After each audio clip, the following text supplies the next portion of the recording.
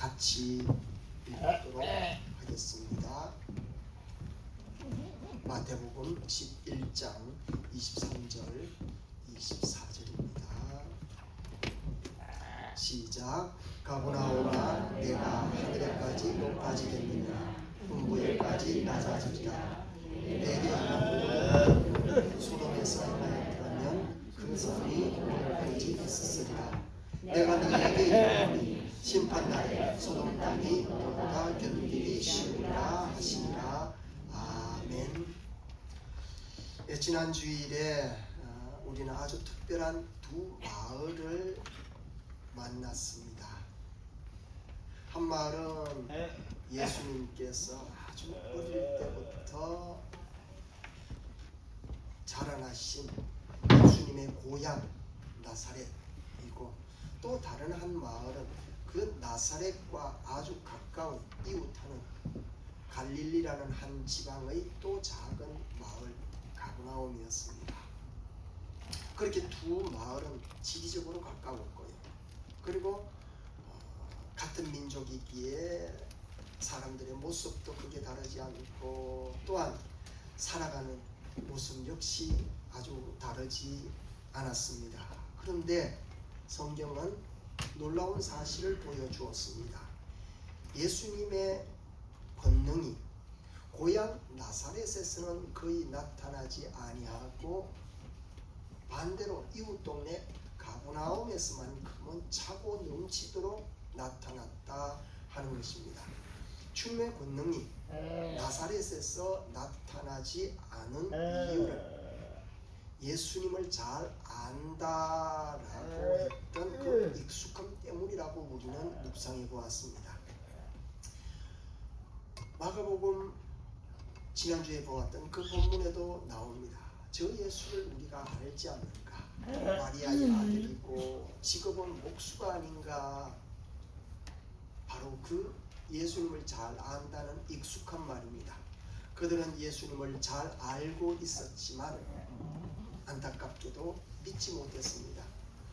예수님을 안다는 그것으로 평가하려고는 했지만 구세주로 의지하지 않았다 하는 것입니다.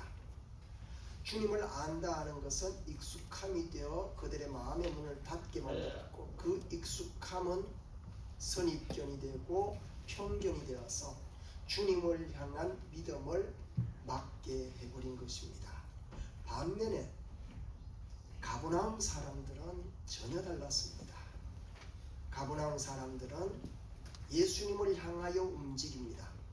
그들은 한결같이 예수님을 기다렸고 기대했고 또 찾았고 부르짖었습니다. 그들은 계산하지도 따지지도 않았습니다. 그냥 예수님께 달려나갔습니다. 예수님이 어디에 계신다, 어디에 오셨다라는 소문만 들려도 그들은 하던 일을 멈추고 그렇게 그곳으로 몰려갔고, 또한 그곳은 순식간에 그렇게 사람들로 가득 차버렸습니다. 예수님의 말씀이 선포될 때에 그들의 눈빛이 달랐고, 지붕을 뜯어내어서라도 예수님을 만나려 했고, 굴붕을 뚫고서라도 주님의 옷자락이라도 만지고 싶어하는 그들이었습니다. 그들은 문제를 설명하는 데 머물지 않고 그 문제를 주님께 가져나갔습니다. 그들은 상황을 분석하는 데 시간을 보내지 않고 주님을 찾는 데 시간을 쏟았습니다. 왜 하필 이 어려운 일이, 이 고난이, 이 문제가 나에게, 우리 가정에 생겼나 그들은 고민하고 한탄하는 대신 주님께 가져가자라고 하며 주님께로 가져갔습니다. 주님의 은혜는 설명하고 분석하는 데 임하지 않고 주님을 찾고 의지하고 사모하는 그 심령 속으로 품성이 임했던 것입니다. 그들의 주님을 향한 뜨거움, 그리고 사모함, 주님의 발걸음을 반복적으로 지속적으로 그곳으로 향했고, 그렇게 가버나움은 주님의 지속적인 발걸음을 통하여서 그곳에 기적과 권능이 너무나도 많이 일어나는 그러한 곳이 되었습니다. 질병이 치유되고 절망이 소망으로 바뀌고 묶임이 자유로, 죽음이 생명으로 바뀌는 경험을 가버나움 사람들은 했습니다. 어둠을 밀어내려 애쓰지 않았습니다. 빛이 들어오면 저절로 어두움이 사라지는 것입니다. 은혜라는 것은 어둠과 싸우는 힘이 아니라 빛이 들어오는 사건, 바로 그것이 은혜라는 겁니다. 주님이라는 은혜의 빛이 내 안으로 들어오면 어두움은 내가 무엇을 하지 않아도 저절로 물러가는 것입니다. 은혜는 삶을 변화시키는 하나님의 개입이기 때문입니다. 그러기에 주님의 빛이 들어올 수 있도록 문을 여는 것, 가버나움 사람들이 했던 바로 그 일입니다. 빛이 임하면 어두움, 두려움 물러갑니다. 진리가 비치면 거짓은 저절로 힘을 잃게 되고, 은혜가 스며들어가는 그곳은 마음 설령 부드러워질 수밖에 없는 것입니다. 그러기에 은혜는 만남이다라고 할 수 있습니다. 어떤 만남이냐? 하늘과 땅의 만남이, 하나님과 인간, 조물주와 피조물의 만남입니다. 인간의 기대와 하나님의 임재가 만나는 것이고, 인간의 사모함과 하나님의 응답하심의 은혜가 만나는 것입니다. 그렇게 가버나움은 주님의 은혜가 특별하게 집중된 마을이 되었습니다. 예수님의 공생의 초기 사역은 그렇게 가버나움이라는 특별한 한 공간 속으로 집중되어 일어난 것입니다. 그렇게 가버나움은 갈릴리 전도의 본부였다 할 만큼 아주 중요한 장소가 되었습니다. 은혜는 결코 우연히 임하지 않는다. 은혜는 기대하는 마음, 사모하는 영혼 위로 내려앉고 기다리는 심령 안에 자리를 잡는다 하는 이 영적인 원리를 다름 아닌 가버나움 사람들이 그대로 보여주었다 하는 것입니다. 이제 우리는 가장 어려운 질문 하나 앞에 설 수밖에 없습니다. 왜냐하면 바로 오늘 우리가 읽었던 이 본문 때문에 그렇습니다. 이 본문의 시작 역시 그렇습니다. 가버나움하라고 시작을 합니다. 지금까지 지난주까지는 우리 모두는 가버나움이 되어야 되겠다. 가버나움 사람처럼 살고 가버나움 사람들처럼 행동하고 가버나움 사람처럼 그렇게 주님을 사모해야 되겠다. 그러면 우리의 심령, 우리가 있는 이곳도 전도의 본부가 되고 은혜의 본부가 되고 또한 하나님의 영광이 나타나는 중심이 될 수가 있을 것이다 라고 생각했는데, 오늘 성경을 보십시오. 그렇지 않습니다. 가버나움아 내가 하늘에까지 높아지겠느냐, 엄부에까지 낮아지리라 라고 하셨습니다. 왜 은혜가 가장 많았던 가버나움을 향하여서 주님은 이 말씀을 하셨는가 하는 것입니다. 이 말씀을 쉬운 성경으로 보면 이해하기가 좀 더 낫습니다. 이렇습니다. 너 가버나움아 내가 하늘에까지 높아지겠느냐? 아니다. 오히려 너희는 지옥에까지 떨어질 것이다. 이게 오늘 본문입니다. 충격적이지 않습니까? 은혜를 가장 많이 받았다. 우리가 우러러 봐야 되고 본받아야 될 그 지방을 향하여서 주님께서는 너희들은 결코 그 받은 은혜로 하늘까지 높아지지 아니하고 오히려 그 누구보다도 소돔과 고모라보다도 더 낮은 지옥에까지 떨어질 것이다 라고 했습니다. 충격적이지 않습니까? 거의 저주에 가까운 책망을 우리 주님께서는 가버나움을 향해서 하셨습니다. 왜 그렇습니까? 왜 이런 책망을 하셨습니까? 가버나움은 많이 봤습니다. 많이 들었습니다. 많이 경험했습니다. 그런데 한 가지 부족함이 있습니다. 깊은 주님을 향한 반응입니다. 그들의 삶의 방향이 바뀌지 않았기 때문입니다. 은혜는 감정을 우리 안에 풍성하게 하기 위해서 주는 것이 아니라 우리의 삶을 바꾸기 위해 주시는 하나님의 선물인 것입니다. 은혜는 그러기에 감동으로 끝나지 않고 방향을 바꾸게 해야 되는 것입니다. 은혜는 눈물을 우리의 눈에서 흘리게 하는 것이 목적이 아니라 우리의 삶을 변화시키기 위함입니다. 많이 들었습니다. 그러나 돌이키는 마음이 없었습니다. 많이 보았습니다. 그런데 순종하지 않았습니다. 많이 경험했으나 변화되지 않는 영혼, 주님은 바로 그것을 향해 책망하셨다 하는 것입니다. 성도 여러분, 우리가 기억해야 할 것은 한 가지 있습니다. 은혜라는 것은 특권이면서 동시에 책임이라는 사실입니다. 은혜는 틀림없는 것은 선물로 받지만 동시에 내 삶을 향한 하나님의 거룩함을 향한 부르심이다 하는 것입니다. 빛을 본 사람들은 더 이상 어둠 속에 살 수 없듯 은혜가 크면 클수록 그 반응에 대한 책임 역시도 커져야 한다 하는 것입니다. 그러기에 은혜는 언제나 우리를 새로운 삶, 변화된 삶으로 초대합니다. 하나님은 은혜로 우리를 부르시고 새로운 길을 보여주시고 이전과는 다른 삶, 다른 사람 될 것을 요구하십니다.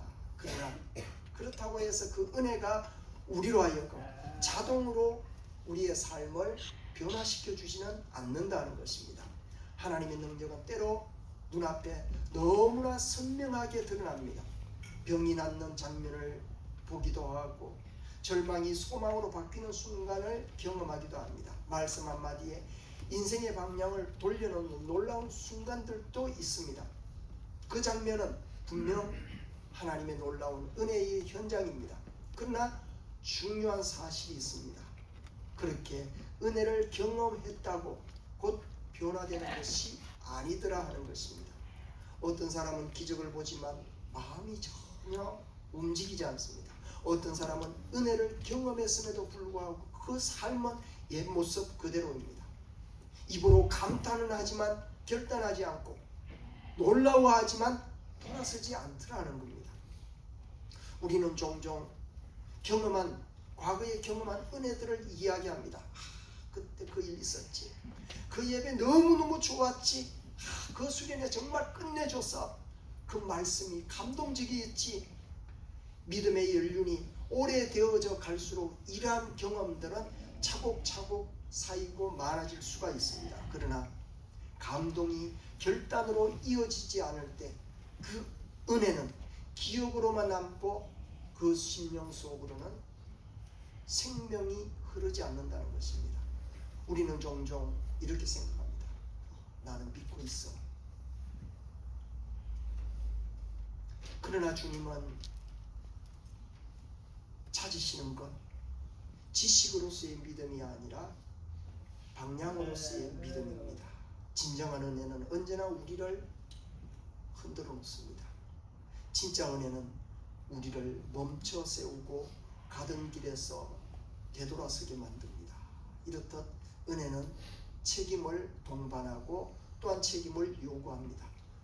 많이 들은 사람은 더 깊이 응답해야 하고 많이 받았다라고 믿는 사람이라면 더 진지하게 가던 길을 돌아서야 하고 많이 왔다라고 하면 그 사람은 더 낮게 무릎 꿇어야 하는 것입니다. 주님이 경고하신 가버나움, 은혜가 부족해서 받았던 경고의 문제가 아니었습니다. 오히려 은혜가 그 어떤 것보다도 너무 많았기 때문에 위험한 것입니다. 은혜가 일상이 되면 우리는 그것을 당연히 여깁니다. 기적이 반복되면 우리의 가슴에 놀라움도 자꾸만 줄어들어갑니다. 말씀이 계속 들리면 그 말씀에 대한 가슴 떨림 역시 조금씩 사라집니다. 영적인 가장 큰 위기는 우리의 삶에 찾아오는 고통이 아니라 익숙함입니다. 오히려 고통은 우리를 긴 영적 잠에서 깨웁니다. 그러나 우리의 삶 속에 익숙함은 오히려 깨어있던 우리를 서서히 잠들게 하는 것입니다. 오늘 가버나움 사람들을 향해 책망하시는 그 주님의 음성 속에는 아주 가버나움 사람들을 향한 슬픔이 담겨 있습니다. 은혜를 거절한 사람들에 대한 분노가 아니라 은혜를 흘려버린 가버나움 사람들에 대한 안타까움과 탄식이다 하는 것입니다. 하나님은 기적을 보여주시는 분이 아니라 인생을 새롭게 하시는 분이십니다. 병이 치유되는 기적이나 문제가 해결되는 것이 복음의 목적이 아니라 변화된 삶으로서의 초대가 목적입니다. 그러기에 모든 은혜, 모든 기적은 늘 한 방향을 향하게 되어 있습니다. 하나님께로 돌아오라고, 회개하라고. 그래서 회개는 단순히 죄를 인정하는 감정의 반응이 아니라 내 삶의 방향을 바꾸는 사건이고, 나라는 존재의 방향이 주님을 향하고 하나님을 바라보는 사건이다 하는 것입니다. 진정한 회개란 삶의 중심이 하나님께로 재정렬되는 근본적인 전환입니다. 생각이 바뀌고 마음이 낮아지고 삶의 흐름이 바뀌는 것이, 욕망이 재편되고 관계를 대하는 태도가 달라지는 것, 회개가 주는 은혜인 것입니다. 시간과 우선순위와 선택의 기준이 하나님을 향해 재배치되는 전인격적인 변화가 온전한 회개를 통하여서 주어지는 것입니다. 이 회개가 하나님 나라에 들어가는 천문이 되고 은혜에 대한 유일한 우리 인간의 하나님을 향한 응답이 아니겠습니까? 그러므로 회개 없는 은혜는 경험으로만 남을 수밖에 없고, 순종 없는 감동은 과거 추억으로, 기억으로 남게 될 것입니다. 변화 없는 신앙은 그냥 그렇게 껍데기 신앙으로 남게 될 것입니다. 주님께서 가버나움을 책망하신 이유는 그들이 기적을 보지 못했기 때문이 아니라 기적을 보고도 방향을 바꾸지 않았기 때문이고, 놀랐지만 변하지 않았고, 들었지만 순종하지 않았고, 감동했지만 돌아서지 않았기 때문입니다. 은혜를 경험하고도 자신을 내려놓지 않는 마음의 완고함이야말로 가장 깊은 영적 어둠이다 하는 사실을 드러내기 위한 주님의 책망이었다 하는 것입니다. 성도 여러분, 가버나움의 비극은 은혜가 없었어가 아니라 은혜가 일상이 되어버린 것이기 때문입니다. 말씀이 흔해지면 그 말씀의 무게가 사라질 수 있습니다. 기도가 습관이 되면 기도의 절박함이 사라지고, 예배가 반복되면 우리의 가슴을 흔드는 그 가슴 떨림 역시 사라질 수밖에 없습니다. 하나님께서는 여전히 우리의 말씀과 기도와 예배 속으로 당신을 임재시키시고, 당신의 임재를 통하여서 우리로 은혜를 경험케 하시기를 원하는 분이십니다. 문제는 하나님께 있는 것이 아니라 우리의 영적인 감각이 그 익숙함으로 말미암아 자꾸만 무디어져 간다 하는 것입니다. 영적 무감각은 그렇게 결코 하루아침에 오는 것이 아닙니다. 조금씩 서서히 조용히 그렇게 한 번, 두 번, 그래 이렇게 하는 것이야 하는 종교적 습관에 익숙해져 갈 때에 우리도 모르게 영적 무감각은 우리를 지배하게 되는 것입니다. 성도 여러분, 회개는 그러기에 감정의 폭발이 아닙니다. 회개는 방향의 전환입니다. 회개는 죄책감을 느끼는 정도에 그치는 것이 아니라 내 마음 중심이 이동하는 사건이 되어야 하는 것입니다. 내가 중심되었던 그 삶에서 하나님 중심으로 내 삶이 옮겨가는 것, 이까지가 회개인 것입니다. 회개는 그러기에 내 자존심의 붕괴, 하나님의 주권의 이동, 삶의 재배치, 바로 그렇게 정의할 수가 있습니다.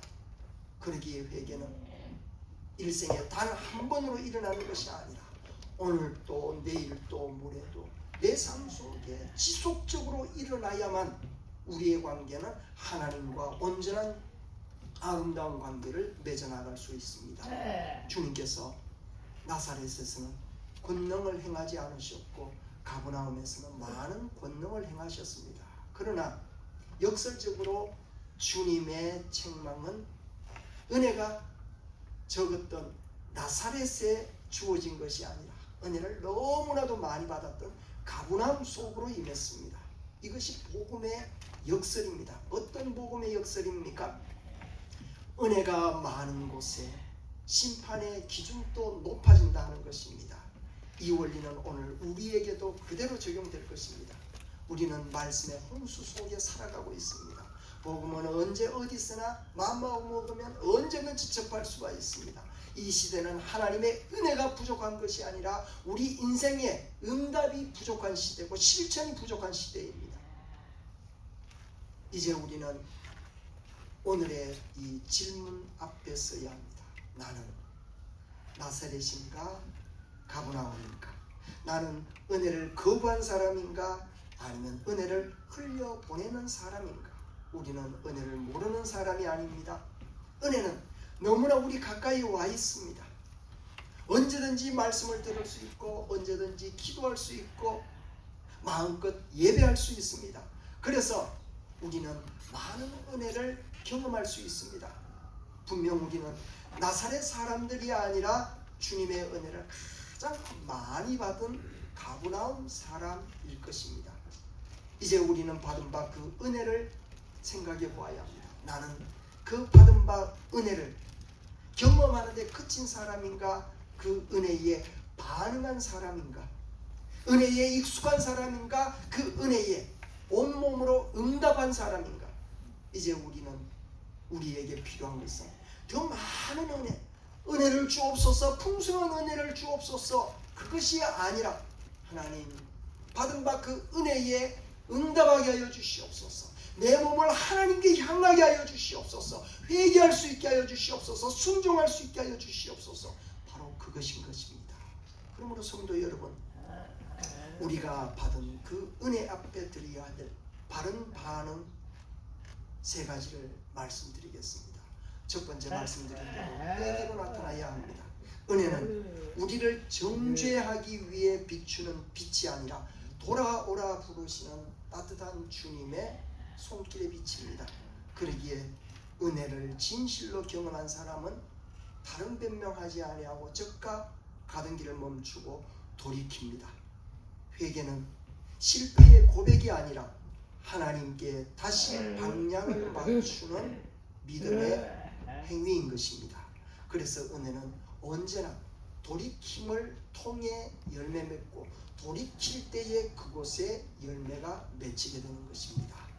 두 번째로 순종으로 나타나야 합니다. 은혜는 단지 마음을 위로하는 데에서 멈추지 않고 가슴을 뜨겁게 하는 데에서 멈추지 않고 그 받은 은혜대로 나의 삶을 바꾸도록 우리를 이끌어 줄 것입니다. 말씀을 듣고도 그대로 머무르고 있다. 은혜를 절반만 받은 것입니다. 은혜는 걸음을 바꾸고 내 삶의 선택을 바꾸고 내 삶의 가치와 기준을 새롭게 세우게 만들 것입니다. 그러기에 참된 은혜는 반드시 순종이라는 열매로 이어지게 되는 것입니다. 세 번째로 사모함입니다. 은혜를 경험한 사람들은 거기에 멈추지 않고 더 큰 은혜를 위해 하나님께 더욱 가까이 가고 더욱 갈망하고 더욱 목말라해야 합니다. 한 번의 체험으로 충분하다 말하지 않고 더욱 더 주님께 가까이 가기를 원합니다. 고백하는 바로 그 심령 사모함입니다. 은혜는 갈망하는 영혼 위에 머물고 사모하는 마음속으로 더욱 풍성하게 부어질 것입니다. 성도 여러분, 회개로 마음을 열고 순종으로 길을 바꾸시고 사모함으로 하나님께 더욱 가까이 나아갈 수 있기를 바랍니다. 주님은 오늘 또 우리를 동일하게 부르십니다. 주님의 기적을 본 사람은 주님은 기적을 본 사람을 찾지 않으십니다. 변화된 사람을 찾습니다. 주님은 감동한 군중을 찾는 것이 아니라 순종하는 제자를 찾습니다. 그러기에 많이 들은 사람으로 남지 말고 많이 변화된 사람으로 서십시오. 많이 아는 신앙에 머물지 말고 많이 사랑할 줄 아는 신앙으로 서십시오. 많이 경험한 증인이 아니라 열매 맺는 제자 되십시오. 그러므로 오늘 우리는 스스로에게 질문해야 합니다. 나는 얼마나 많은 은혜를 경험했던가 하는 것이 아니라 그 은혜가 내 안에서 내 삶을, 내 인생을 어떻게 바꾸었는가 하는 바로 이 질문입니다. 말씀을 들은 후에 내 관계가 더 많은 사랑으로 바뀌었는지를 이 시간 돌아봅시다. 기도드린 후에 내 태도가 더욱 겸손하여져서 낮아졌는지, 얼마나 낮아졌는지를 나 자신을 한번 살펴보십시오. 은혜를 경험한 후에 내 삶의 우선순위가 하나님 중심으로 얼마만큼 재정렬되었는지도 점검해 보십시오. 얼마나 많은 은혜를 경험했는가를 자랑할 것이 아니라 그 은혜로 인해 지금 내 삶, 내 인생의 방향이 어디를 향하여 움직이고 어디를 목표로 하여서 나아가고 있는지를 우리는 이야기할 수 있어야 하는 것입니다. 은혜는 기억으로 남는 사건이 아니라 변화로 나타내어야 할 능력인 것입니다. 마음이 부드러워지고 내 언어가 온순해지고 선택이 하나님 보시기에 부족함이 없는 거룩함으로 이루어질 때에 비로소 은혜는 우리 안에서 아름답게 열매를 맺어갈 것입니다. 그러므로 오늘 우리에게 필요한 질문은 이것입니다. 나는 은혜를 얼마나 받았는가가 아니고 나는 은혜로 얼마나 달라졌는가, 바로 그것입니다. 주님은 오늘 또 우리에게 동일하게 말씀하십니다. 곧 은혜를 가볍게 여기지 말고 익숙함에 잠들지 말고 보는 것으로 만족하지 말고 돌아서라고. 그러기에 주님의 경고는 심판이나 형벌이 아니라 회복의 문이 될 것이고, 주님의 책망은 포기하심의 선포가 아니라 기다림의 또 다른, 사랑의 또 다른 표현이 될 것입니다. 주님은 여전히 우리를 향해 조용히 그러나 분명하게 말씀하십니다. 많이 본 것으로 충분하지 않으며 많이 들은 것으로 완성되지 않고 이미 받은 은혜에 합당하게 살아가는 응답 속에서만 새 생명은 움틀 수 있고 공동체는 새로워지는 역사가 있을 것이라고 말입니다. 우리는 모두 은혜의 증인입니다. 그러나 주님은 우리를 단지 증인 그것으로만 두지 않으실 것입니다. 주님은 우리를 열매 맺는 사람으로 바꾸기를 원하십니다. 열매는 한 번의 감동으로 맺히는 것이 아닙니다. 열매는 반복된 기도, 반복된 예배, 반복된 순종, 그 놀라운 은총과 감격 속에서 조금씩 자라가고 열매에 맺어가게 될 것입니다. 작은 결단, 작은 포기, 작은 돌아섬이 쌓이고 쌓여 작은 예수가 될 때에 비로소 우리는 열매 맺는 그리스도인 될 것입니다. 은혜를 많이 받은 사람의 특징은 더 낮아지고 더 많이 사랑하는 사람임을 기억하십시오. 우리의 마음이 더 많이 낮아지고 더 많이 사랑하고 더 많이 돌이켜 하나님께로 향할 때에 받은 바 그 은혜는 과거에 경험했던 추억이나 기억이 아니라 오늘을 살리는 현재가 될 것이고, 은혜를 많이 경험했던 사람이 아니라 은혜로 변화된 사람으로 쓰게 될 것입니다. 그 부르심에 우리의 전 존재로 응답할 수 있는 우리 모두가 되기를 소망합니다. 가버나움아, 내가 하늘에까지 높아지겠느냐? 음부에까지 낮아지리라. 가버나움을 향한 이 주님의 경고는 돌이킴을 위한 초대였고 새로움을 위한 부르심이었고 잠에서 이제 깨어나라 하시는 주님의 채찍이었습니다. 동시에 과거의 한 마을을 향한 책망일 뿐만 아니라 지금 우리를 향한 거룩한 초대이기도 합니다. 혹시 우리는 너무 많이 들어서 더 이상 가슴이 떨리지 않고 있지는 않습니까? 혹시 우리는 은혜를 경험했지만 여전히 같은 자리에 머물러 서성이고 있지는 않습니까? 혹시 우리는 변화 없는 감동을 반복하고 있지는 않습니까? 주님은 오늘 우리를 정죄하러 오신 것이 아닙니다. 우리를 깨우러 오셨습니다. 우리를 부르러 오셨습니다. 은혜를 맛보았으면 돌아서라고, 회개하라고, 나를 만났으면 이제는 따라오라고, 듣기만 하지 말고 좀 그렇게 살아보라고. 은혜의 목적은 놀라움에 있는 것이 아니라 새로움입니다. 은혜의 결론은 감동이 아니라 삶의 변화입니다. 그러므로 오늘 우리의 기도는 이렇게 되어야 합니다. 주님, 은혜를 경험하는 데 멈추지 않게 하시고 은혜로 변화되는 삶 살게 하여 주시옵소서. 더 많은 은혜를 차고 넘치게 부어 주십시오가 아니라 이미 받은 은혜에 합당한 삶을 살게 해달라고 기도해야 할 것입니다. 사랑하는 성도 여러분, 우리에게 하나님으로부터의, 하늘로부터의 은혜는 이미 충분히 주어졌습니다. 이제 필요한 것은 한 가지, 응답입니다. 오늘 우리가 조용히 마음을 열고 이렇게 고백할 수 있기를 바랍니다. 주님, 보았으나 돌이키지 않았던 순간들을 용서하여 주시옵소서. 들었으나 순종하지 않았던 그 완고함을 부셔주시옵소서.